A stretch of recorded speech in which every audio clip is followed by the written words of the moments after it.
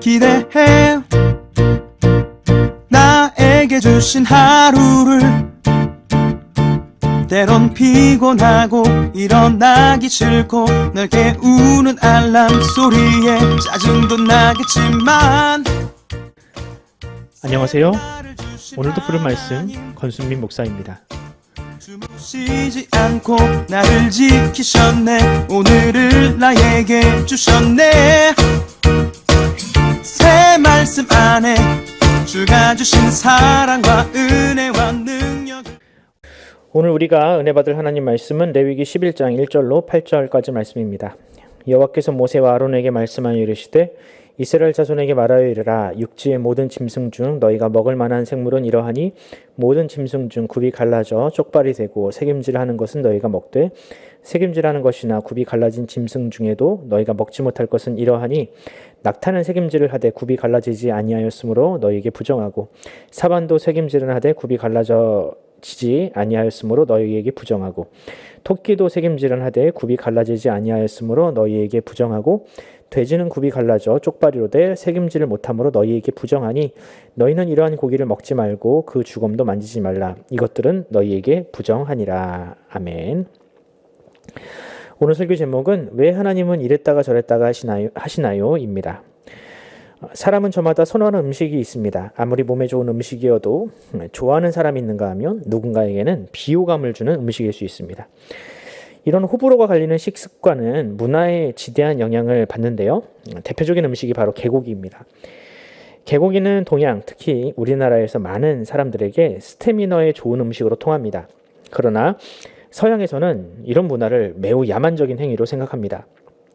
서양에서는 개는 거의 사람과 동등한 대우를 받고 있는 반려견이라 개가 죽으면 장례까지 치러주는데 그런 그들이 볼 때 한국은 참으로 잔인하거나 미개한 나라일 수밖에 없겠죠.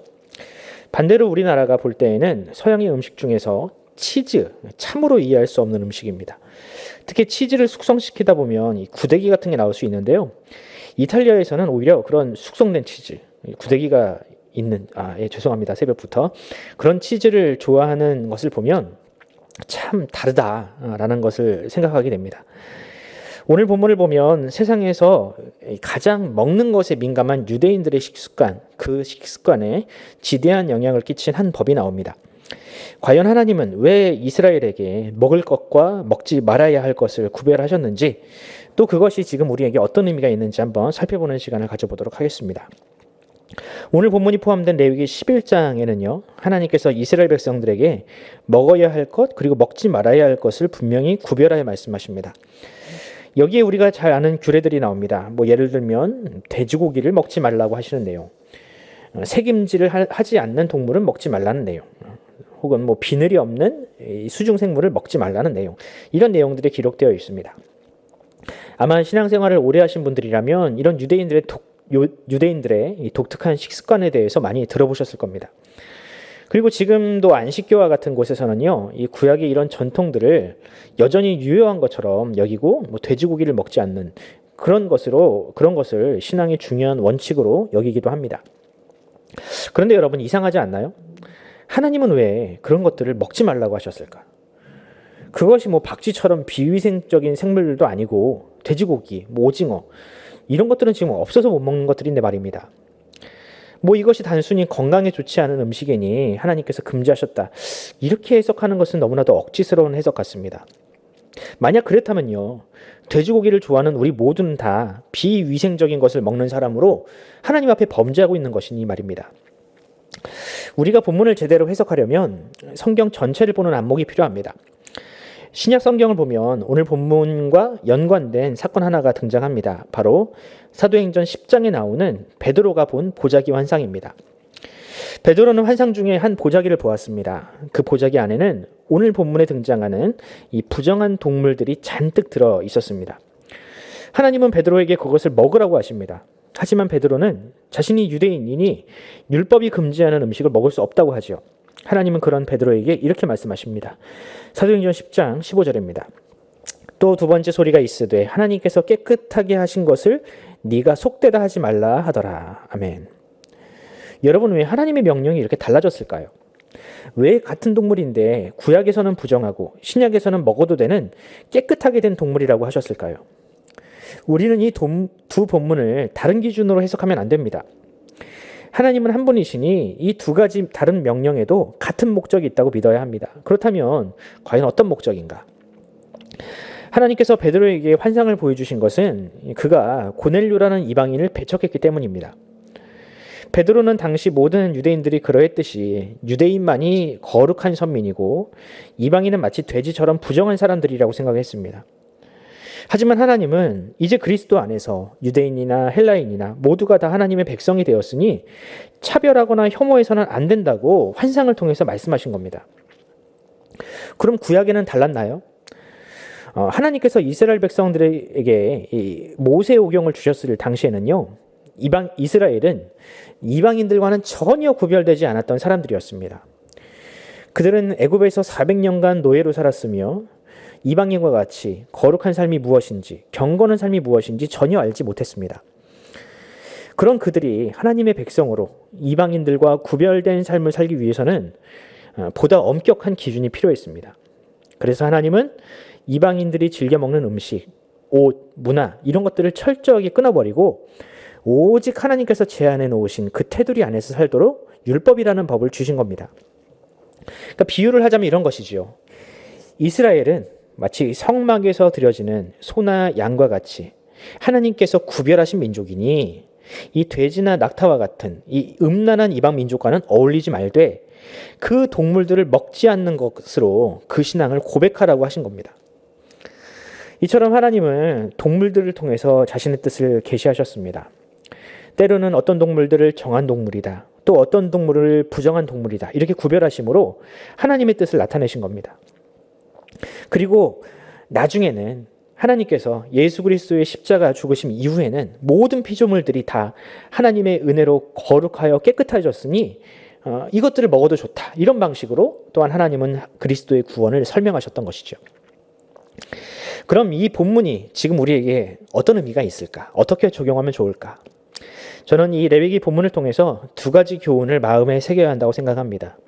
첫째는 성도는 바로 하나님의 선택받은 백성으로 죄를 멀리하는 삶, 경건한 삶을 살아가야 한다라는 것입니다. 여러분, 그것이 바로 우리가 하나님의 백성으로 구별된 구원받은 이유입니다. 그렇게 거룩한 삶을 살아가는 것이야말로 우리가 거룩한 산 제물로 살아가는 방법입니다. 모두가 돈을 탐낼 때, 이웃의 아픔을 나몰라 알아야 할 때, 우리도 그와 같은 이방인들, 마치 죄인의 삶에 편승한다면 우리가 어찌 하나님의 백성이라고 부를 수 있을까요? 우리는 분명히 구별된 삶을 살아야 합니다. 두 번째, 우리는 거룩한 백성으로 살되 이웃과 타인을 대할 때에는 혐오와 차별을 해서는 안 됩니다. 하나님의 말씀, 이 레위기 말씀을 주실 때는요, 거룩한 삶을 살라는 뜻이지 사람을 마치 짐승으로 여기라라고 말씀하시는 것이 아닙니다. 하지만 유대인들은 그렇게 했죠. 자신이 선택받았다는 이유로 교만에 빠져서 이방인을 돼지와 같은 짐승으로 여겼습니다. 마찬가지로 혹시 우리에게도 나와 종교가 다르다고 생각이 다르다는 이유로 배척하거나 혐오하는 정서가 있다면 우리도 주님 앞에 회개해야 합니다. 우리 모두는 다 하나님께서 사랑하는 백성이며 또 모두가 구원받아야 할 영혼들이기 때문에 그렇습니다.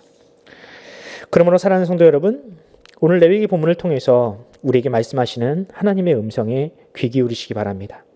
오늘 하루, 아니 우리의 일평생 우리가 하나님의 백성다운 삶, 경건하고 온전한 삶을 살아가시기를 간절히 소원합니다.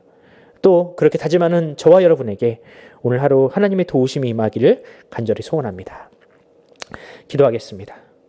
하나님 아버지, 은혜를 감사합니다. 하나님은 구약에서도 또한 신약에서도 하나님의 백성을 사랑하시고 또한 모든 사람들을 구원하실 하나님의 계획을 가지고 계셨습니다.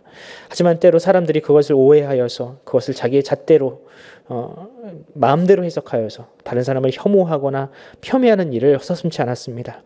주님, 우리도 여전히 그렇게 율법적인 사고방식으로 하나님의 뜻을 곡해하거나 또한 외면하고 있지는 않은지요. 내 이웃을 사랑하라는 말씀을 우리가 믿으면서도 때로는 우리가 타인을 대할 때에는, 믿지 않는 사람을 대할 때에는 부정한 사람들처럼, 우리가 배척해야 되는 사람들처럼 그렇게 혐오하진 않았는지요. 주님, 우리가 모두가 다 하나님의 백성으로 구원받아야 할 그런 존재들이라는 사실을 우리가 믿고 우리가 사랑과 섬김으로 우리가 이 세상을 살아가게 하여 주시옵소서. 무엇보다도 우리가 거룩한 하나님의 구별된 백성이라는 사실을 잊지 않고 우리의 삶으로 그렇게 아름다운 하나님께 드려지는 온전한 제물, 온전한 예배자가 될 수 있도록 주여 우리를 도와주시옵소서. 감사드리며 우리 구주 예수 그리스도의 이름으로 기도드립니다. 아멘.